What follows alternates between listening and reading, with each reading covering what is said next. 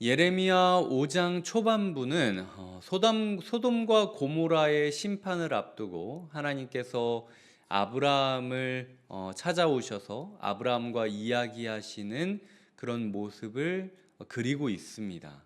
하나님께서 아브라함에게 소돔과 고모라를 멸망하겠다, 이 사람들은 이제 심판받아야 된다라고 이야기를 할 때 아브라함이 하나님께 계속해서 딜을 하죠. 뭐 요거보다 조금 더 적어도 괜찮겠습니까? 요거보다 조금 더 적어도 괜찮겠습니까? 하나님이 결국 의인 10명만 있다면 내가 심판하지 않겠다 했는데 그 10명이 없어서 심판했던 거죠. 예레미야에게는 하나님이 더 강하게 강조하십니다. 야, 의인 10명도 아니고 이제 한 명이라도 있으면 내가 심판 안 할게. 있나 보자 우리 한번. 이렇게 이야기하고 계시는 거죠. 그러니까 예레미야 마음 가운데는 아니 이 큰 성읍, 그리고 온 사람들이 다 예배하려고 오는 이 성읍에 진짜 하나님의 사람이 한 명도 없다고? 라는 생각들을 하며 하나님의 말씀, 하나님의 분노, 하나님의 슬픔을 온몸으로 받아들이고 있었을 것입니다. 한편으로 제 마음 가운데 따지기 좋아하는 그 사람이라면 얘기할 수 있을 것 같아요. 한 사람이라도 찾으면 용서해 주겠다. 근데 하나님한테 얘기할 수 있지 않겠습니까? 예레미야가 나도 있지 않냐고, 나 한 사람이 있으니까 그럼 되는 거 아니냐고. 이게 사실은 하나님의 강조법이죠. 내가 너무 화가 난다, 그래서 한 사람이라도 있으면은 내가 화를 안 낼 텐데 지금 그럴 상황이 아니지 않냐라고 하나님이 얘기하는 그 강조, 그 통탄, 그 슬픔을 받아들이고 있는 맥락이라는 겁니다.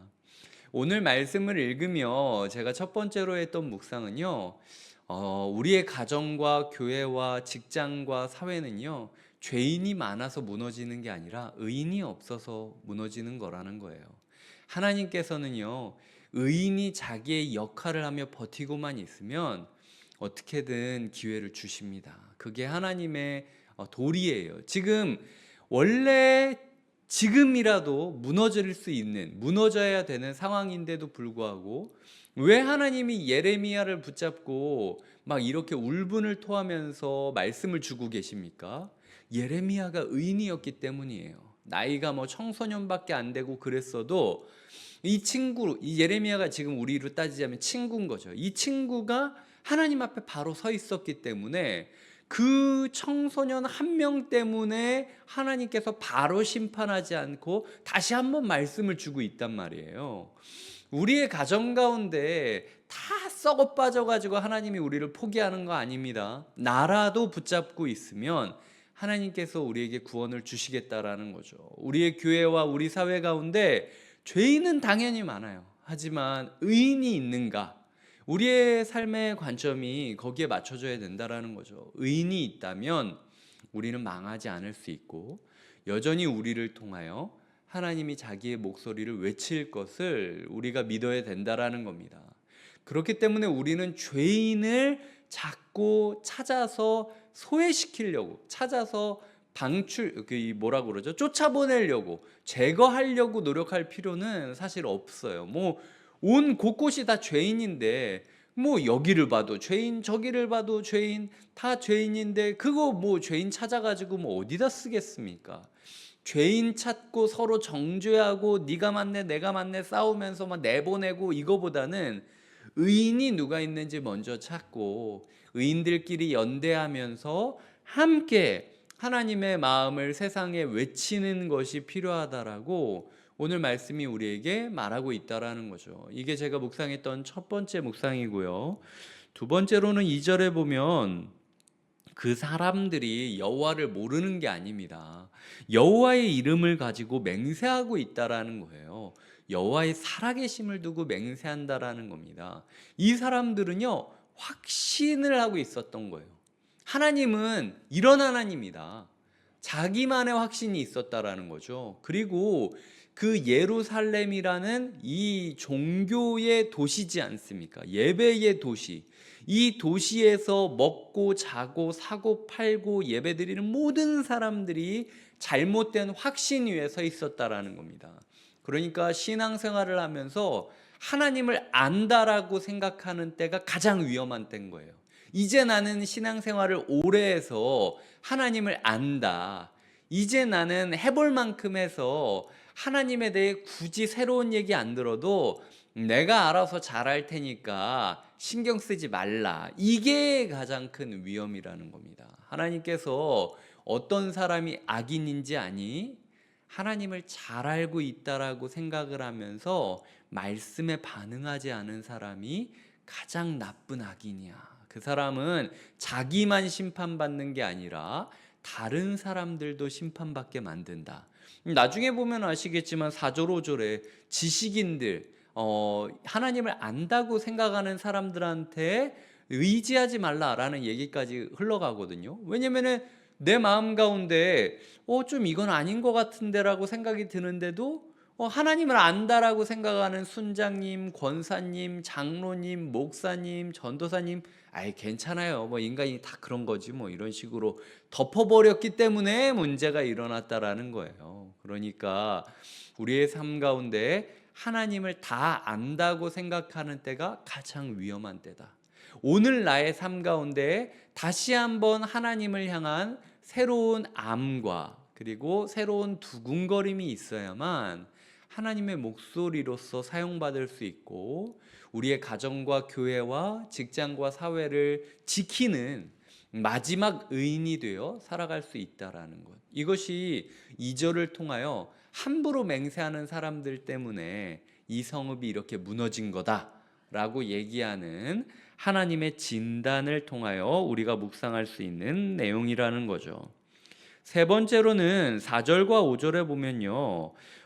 비천하고 어리석은 무리가 된 건 여호와의 길, 하나님의 법을 알지 못하는 건데 이게 5절에 보면 지도자들한테 가서 그들에게 말하며 꾸짖겠다, 책망하겠다라고 얘기를 하고 계시다라는 거죠. 그러니까 세 번째로 제가 드릴 교훈은요. 아까도 잠깐 이야기했지만 사람 의지하지 마셔야 됩니다. 사람 의지하지 말고 하나님께 다가가는 게 필요해요. 너무 사람 의지하고 사람의 말에 귀를 기울이고 사람이 나에게 어떻게 말하는지를 바라보면서 거기에 내가 일희일비하게 되면요. 하나님께서 원하는 삶이 아님에도 불구하고 사람들이 말하니까 그냥 괜찮겠거니 하고 주저주저 하고 있다가 하나님의 심판을 받을 수도 있다라는 거죠.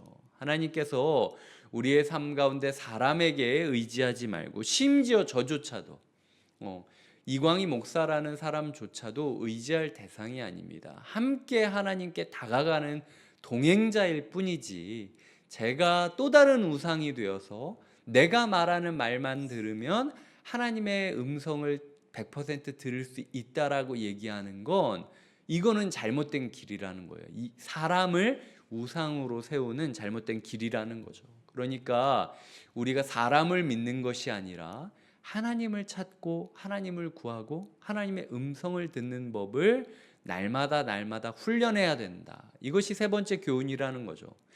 첫 번째는 1절을 통하여 제가 죄인이 많아서 무너지는 게 아니라 의인이 없어서 무너지는 거다. 우리가 의인이 되기를 꿈꾸며 마음을 잡아야 된다라고 이야기를 드렸고, 두 번째는 2절을 통하여 이 맹세한다라는 것, 여호와의 살아계심을 두고 맹세한다라는 말, 이것 때문에 이 사람들이 다 의인 하나 남지 않고 무너진 거다. 그러니까 우리의 삶 가운데도 하나님 내가 아는데 하나님을 식상하게 여기지 말고 하나님을 다 안다고 생각하지 말아라. 그게 그 교만이 우리를 죄인으로 만드는 거다라는 이야기를 드렸고, 세 번째로는 4절과 5절을 들어서 지도자들을 하나님께서 책망하고 있다. 지도자 때문에 여호와의 길을 잃어버렸고 하나님의 법을 잃어버리게 된 거다. 그러니까 그 어떤 사람이라 할지라도 사람 의지하지 말아라.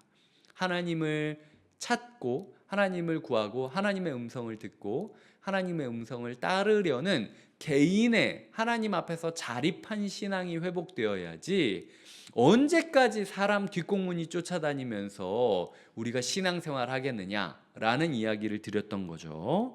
자, 이제 마지막입니다. 7절부터 9절까지를 보면은요, 하나님이 굉장히 강조해서 이야기를 합니다. 내가 어찌 너를 용서하겠느냐. 9절에 보면 내가 어찌 이 일들에 대하여 벌하지 아니하겠으며 내 마음이 이런 나라에 보복하지 않겠느냐. 이렇게 얘기하면서 하나님이 야, 이런데도 내가 심판 안 해? 이런데도 내가 벌하지 않아? 라고 오히려 외치는 하나님의 모습을 그리는데요. 제가 보면서 참 씁쓸하기도 하고 참 고맙기도 했던 건 내일 큐티 묵상 본문인데 10절에 보면 다 무너뜨리지 말고 그 가지만 꺾어버리라.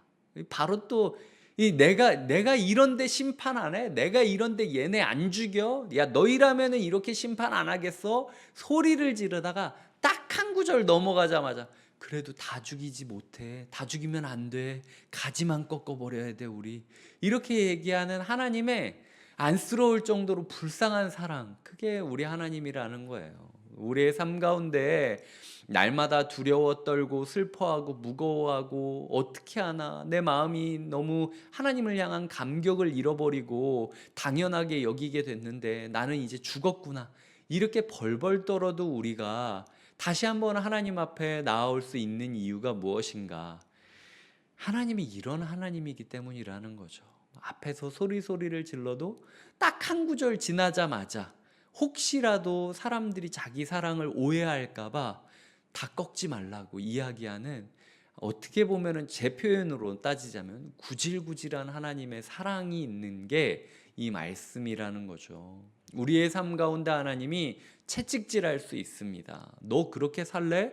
너 그러다 죽는다 라고 볼기짝을 후드려 패듯이 하나님이 우리를 그냥 아주 걷어차실 때가 있어요. 하지만 그럼에도 불구하고 기억해야 되는 건 하나님이 이런 하나님이라는 것.